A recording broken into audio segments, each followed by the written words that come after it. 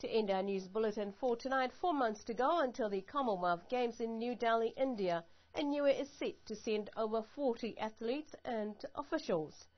National sporting body Nissanok have announced that there will be 28 New Zealand-based and 15 Niue-based athletes and officials to compete in athletics, clay shooting, lawn bowls, weightlifting and wrestling. Nissanok is also pleased that India have paid for a total of 43 seats for Niue's team. However, plans have hit a snag as the athletics contingent has fallen short of required numbers for the 4x100 relay. It is unclear what the reasons are behind the last-minute pullouts. Trials will be held on the island this Friday, 4th of June, to select 2 runners to join the squad.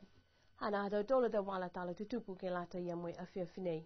Tuku atu foki e tamana tu whakalofa ke he mga whaoa he matuwhiwhine ko salali tutua ki toa a kua okiokia ia he ahu nei.